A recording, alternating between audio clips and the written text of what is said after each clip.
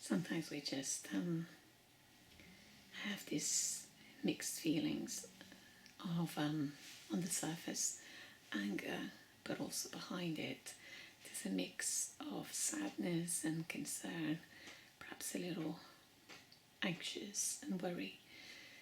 Now, we can process our thoughts by checking our beliefs and the way we think and see if there's any irrational thought behind it that is fueling those assumptions. We might be fixated on the problem, what caused, and try to find solutions. However, addressing our thoughts and addressing the situation is one way of solving. But we also have that physical energy that the body gives us, which is to address what the brain perceives as a threat, real or perceived.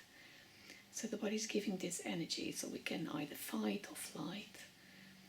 We might even feel that we are on the freeze mode where we just get stuck because we are perceiving, our brain is perceiving that we can't fight the situation and we can't flee the situation, so we might be on a freeze mode. Now, one way of dissipating that energy is to do some physical exercise. Go for a walk or any form of exercise. Another way is to use the energy to do something at home, either cleaning or gardening, DIY. Today, or in this moment, I'm going to pick cleaning. Okay. Some people tend to do cleaning. Okay, I did grow up with cleaning, but I'm not a fan of cleaning. However, it needs doing, and somehow it does give us a feeling of satisfaction. So we are, in one hand, replacing using the energy that the body's giving us, okay, in a constructive and productive way. And two, we're going to get a feeling of satisfaction because whatever we manage to do, then it is done. So it can improve our surroundings. Now, I find it helpful if I'm feeling angry to use the energy to vacuum or to carry heavy parts or to dig holes in the garden, okay, or to saw something that demands more energy. I find that incredibly helpful. However, we also need to be careful because if we're feeling angry and that anger can come across as being too forceful, and we can even accidentally destroy things. So it has to be an activity that you know you're not going to cause more problems by destroying, and don't involve someone else's because our reaction will be more forceful and not gentle. So pick a cloth. We can use a mop to clean the floor. We find that if we're feeling like sad, our activity levels might be reduced, so we might feel more physically cold. So my suggestion would be to get a cloth and clean it with our feet. That will use the muscles of our legs and the torso as we rotate. We get a little warmer, release some of that strength, that energy, and we feel a little calmer and that sense of satisfaction. Now we can address our thoughts and what needs addressing and solving it at another step. This step is namely to use the energy in a constructive way. Get a cloth and get cleaning, even if it's just for 2 minutes or 3 minutes.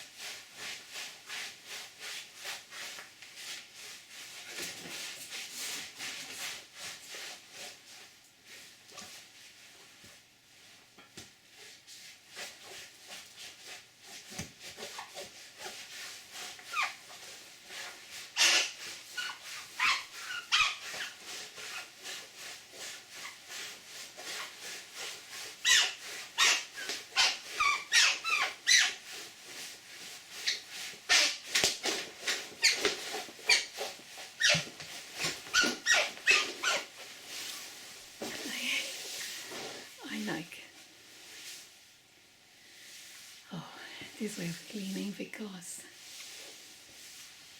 it gets my heartbeat up.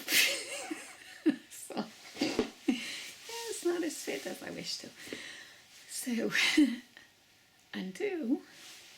That's a little cleaner. Just a little. And really, I feel a little bit better. I feel warmer, physically warmer. And also allows me to rotate my torso a little bit, something I don't move as much. So those rotations from the middle, so I can keep moving forward, is my preferred way of cleaning the floor. I don't like mops because I end up getting a bad back by bending. But you can also, if you're feeling very anxious and you can't quite do something in the moment, you can't leave the house because you're too anxious, or it's not the right time to leave the house, get a scrubber and scrub the floor. Or scrub something just to use that energy a little bit. So I'm gonna get mine. Be back.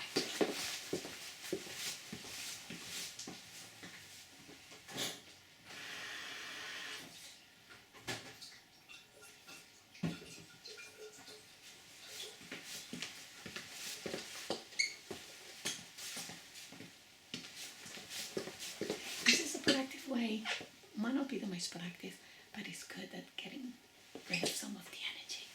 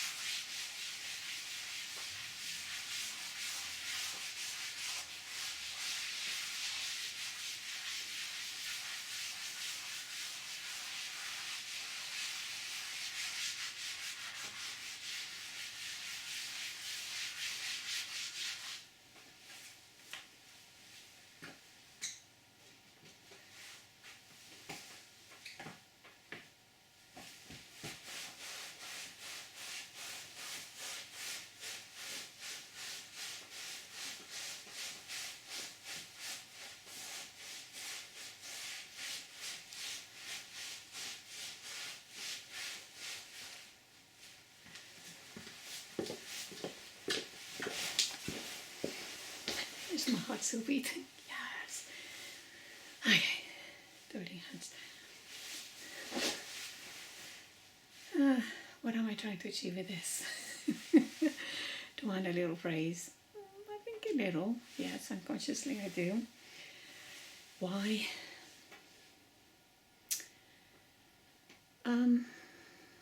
It's not something that I'm interested. I see the value. But I don't see it as a priority. Sadly. But I did grow up with cleaning, so it's not a bad habit. Just my brain goes into seeing other things as a priority. Now, it does help come off that negative frame of mind. If you have OCD and you do a lot of compulsive cleaning, then you might have to bring it down. That's not what I'm trying to address it. We're not doing this because we are scared or afraid of the germs or that it makes us feel unrelaxed by looking at something dirty or messy, and we're trying to avoid those feelings. As none of that is purely finding a productive and constructive way of dealing with the energy that we are given. Now, the energy given to us when our brain sees or perceives a threat is to assess the situation, okay? Just to give us that energy which is diverted from our rest and digest and bodily functions to say, oh, I perceive a threat. Are we safe? Go and check. on a natural reaction, we check and go, no, nothing to worry, just a false alarm. But if the body is giving us more energy than we need and is perceiving as a real threat based on our past experience and ways of thinking and the knowledge we have, then it can be more than we actually need, and that can feel really uncomfortable. We can have discomforts on our stomach and might be more forceful on the way that we move, the way that we might be louder. So one way of reducing that energy, yes, to go for a walk or do some exercise, but sometimes we might not feel that it's the right time to go and have a workout. But by doing something that requires a little bit more energy, when we scrub the floor, that takes more energy. When we dig a hole, that takes more energy. When we lift something heavy, it takes more energy. We don't want to get injured. If we're trying to move a cloth across the floor, like I was trying to do, I'm trying to move my body, which is a little heavy, depending if you compare it to someone else light or heavier, but it can be light if I'm comparing it with someone healthier. But I'm using the strength to move my whole body. Okay, that's more energy than if I would just normally walk. And also I'm trying to drag that cloth across, so use more energy. So that's one way of using that. So try that. Give yourself a pat in the back. Well done, me.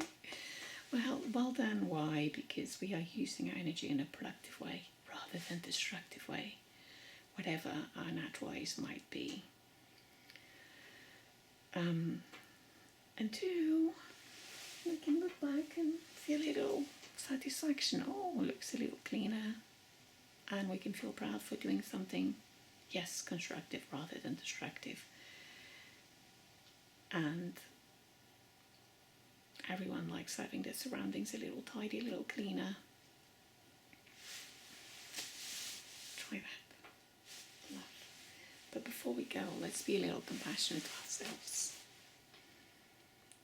Compassionate for our thoughts, our feelings, our experience, and seeing them as valid. And ask one question. Is my reaction proportional to the instance, or is a little bit bigger than is necessary?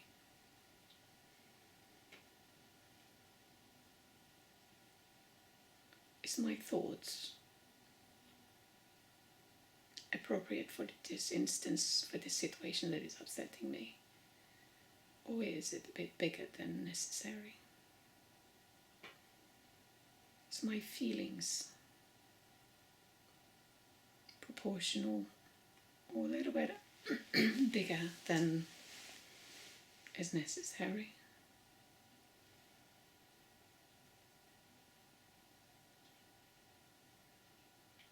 Is there a possibility that I'm making a mountain out of a molehill, making this bigger than needs doing?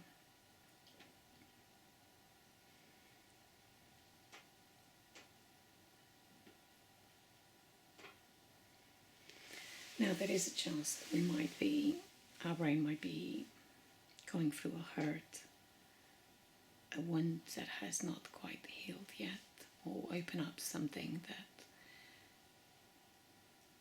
we haven't processed yet.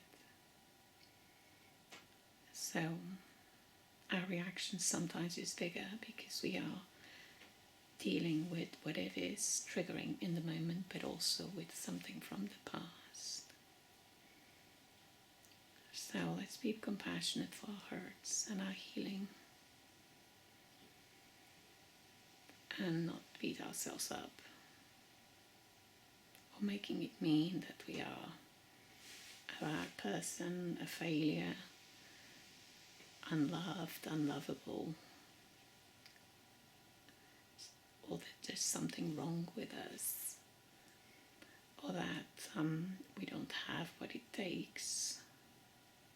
Because our brain can automatically go into the worst possible scenario. We could experience rejection because we might think that we're not lovable, we're not perfect, we're not good enough, we're not beautiful enough, we don't have everything in life in a way that is balanced, that makes us attractive or lovable. Or because there's something wrong with us, so we can make something mean that is not supportive, that is out of sorts, that is out of balance, rather than looking at it, okay, didn't work, it's not working. We don't label our behavior or someone else's behavior. We label ourselves as a whole person, or we label someone else as a whole person, as bad, rather than what do I feel, what do I think, and ultimately what do I need. Bring the hands to the heart. What do I need?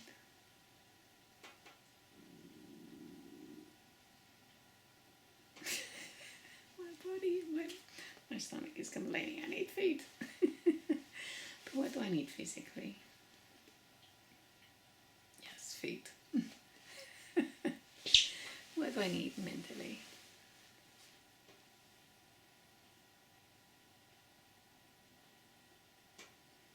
What do I need emotionally?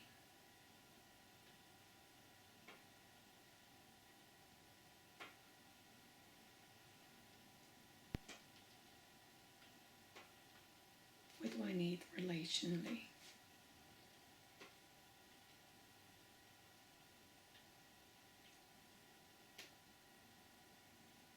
What do I need environmentally?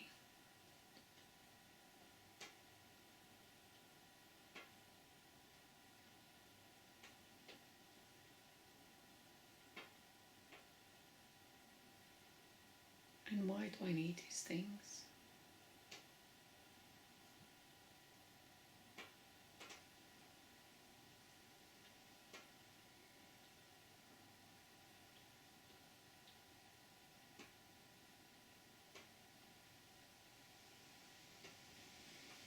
What's within my control? What can I do that's within my control to meet, to satisfy in whole, in part, these needs?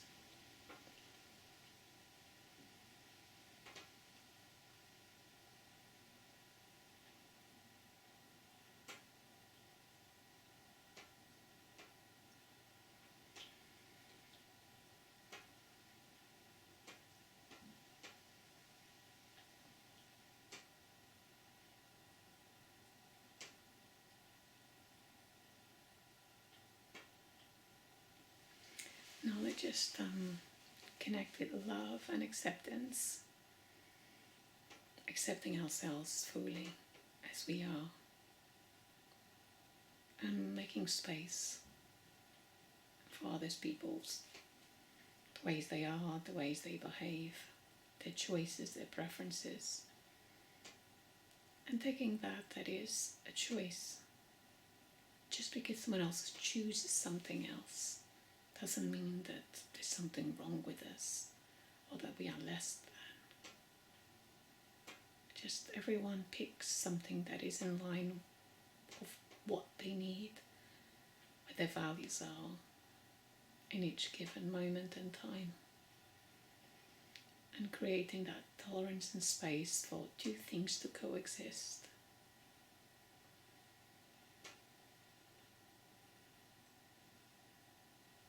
I can have a preference and someone else can have a preference, and we can coexist.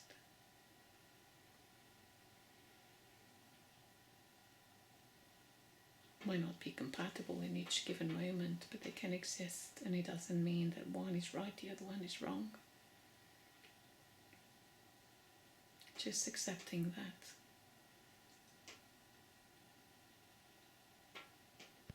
Might be a shame that is not coexisting in the same moment, but it doesn't have to mean that there is something wrong with us.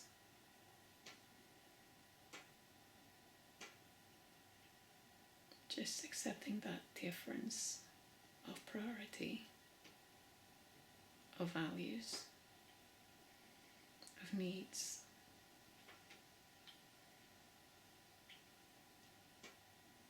And compassion for the sadness, the hurt, the disappointment.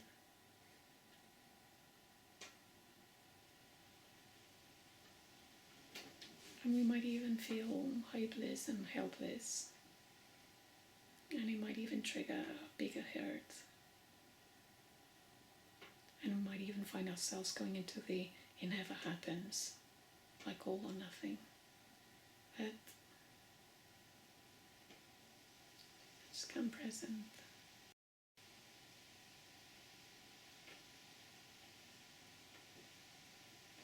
Why am I hurting?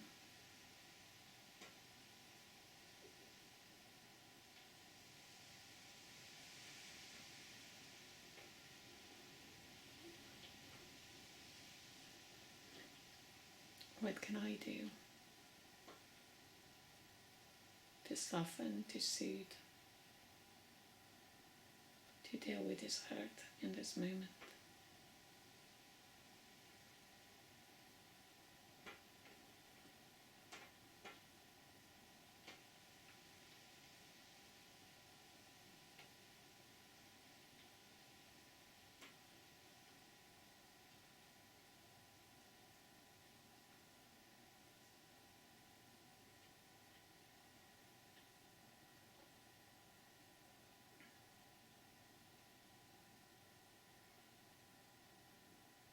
And we might realize that we have expectations of ourselves and others.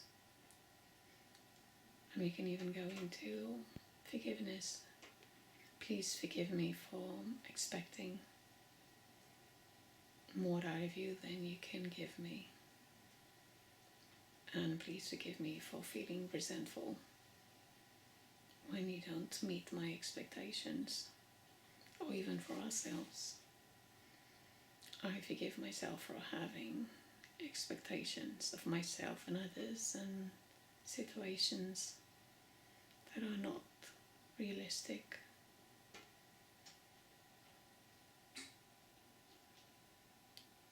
And make peace and accept what I am and everybody else where they are in each given moment.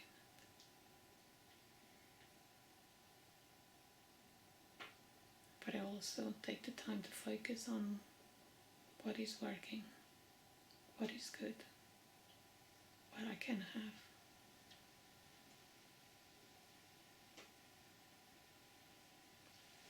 Now sometimes we want something to be a little more, a bit broader, a bit more, and it's not happening, and we get fixated on that that is not happening, and we miss what is already working, what we already have, what is possible. And if we look with rational eyes, sometimes those things that is available are good enough and sweet enough, and or there is some good and some value. Might not be the whole, might not be the more that we want, but just accepting, okay, it's not the more that I want, it's not the total that I wish for, but there is something. So what is the good in this thing, in this me, in this person, in this moment in time? And if you can't connect with the good, what is the neutral? What is neutral in this moment in me?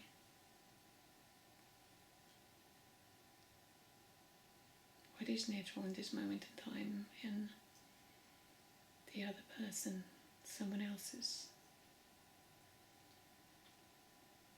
And what is neutral in this situation? And sometimes we don't know, we don't have the answers, so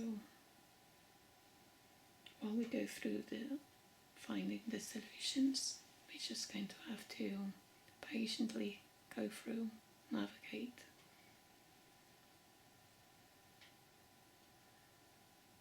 and bring ourselves to connection, connecting to our heart. Because we can get fixated with our mind. Our ego can get on the way. Just come back to the heart.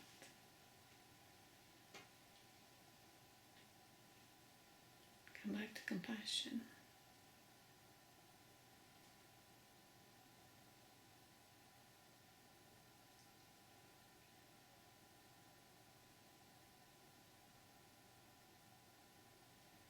Notice the breath.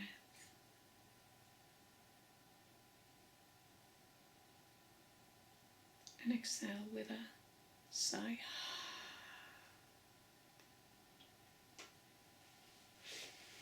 Adjust the body a little. Come up a little taller. A bit more aligned, a bit more relaxed. Place the hands on the cheeks. If they're cold, just rub them. And then place them on the cheeks, on the jaw, the eyes, the ears, the neck, the throat,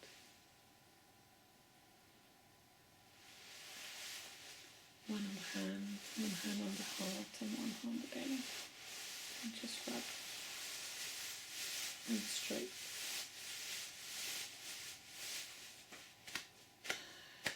Just sigh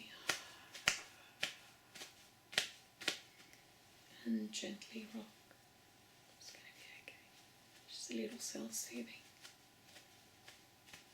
I don't know how, I don't know when, but bit by bit it'll work. Figure it out.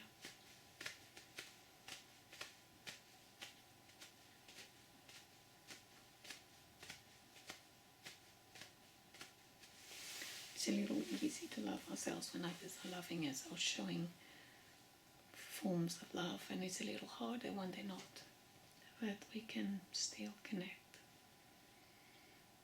and still choose to love ourselves even though things are not working as we wish them to work. Ultimately,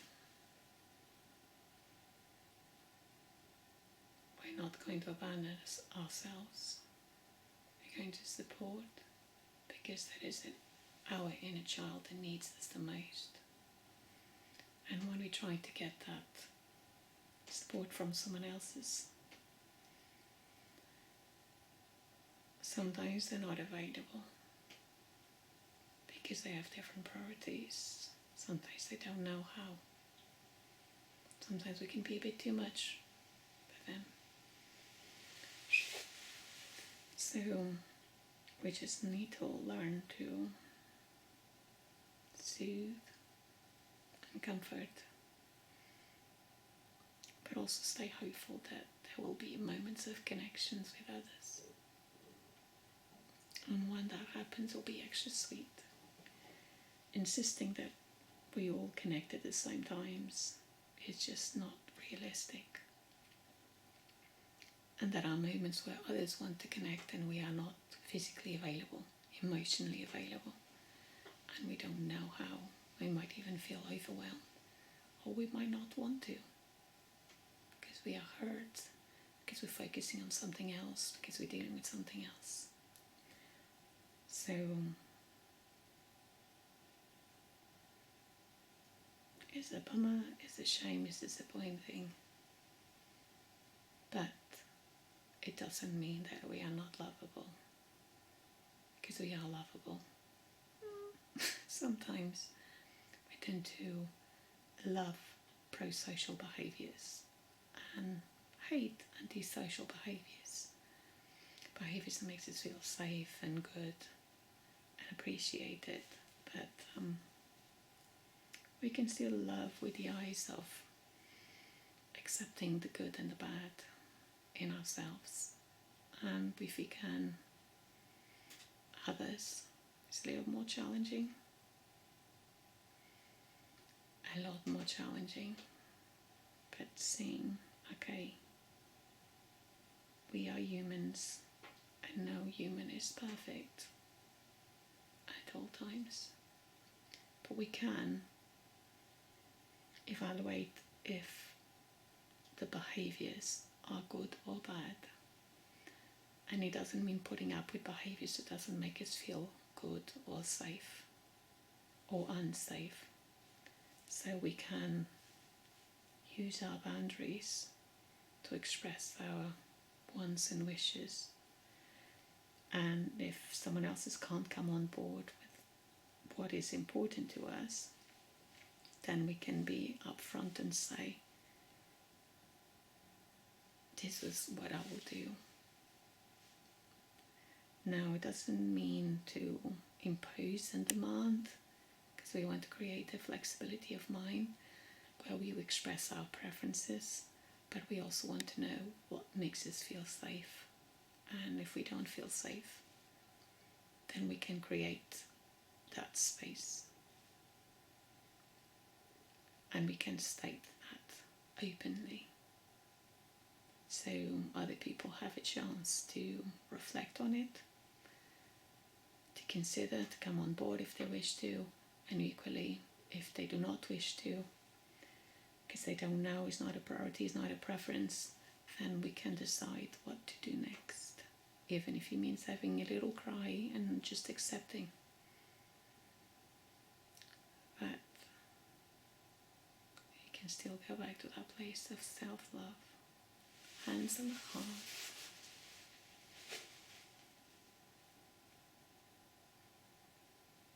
Allow the breathing to just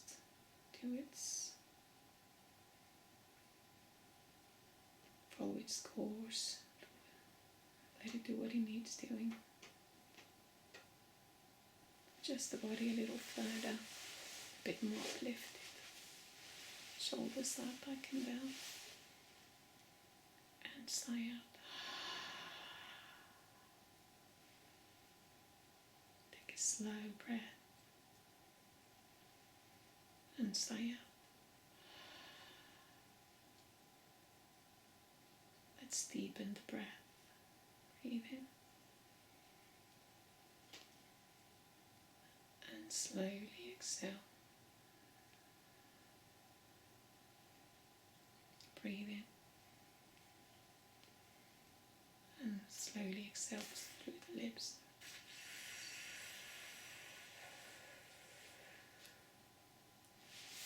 Breathe in, stretch the hands and arms. And let go. Breathe in. Stretch. And let it go. Breathe in. Tongue out. Breathe in, stretch. Tongue out. Release. Turn the neck. And breathe in.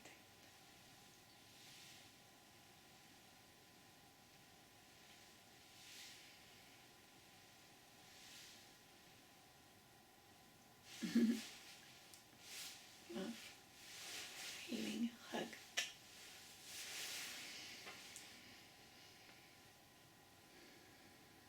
You're doing better than you think and feel. Just a moment. And like all moments, this too shall pass. Love, healing and compassion. You'll be okay.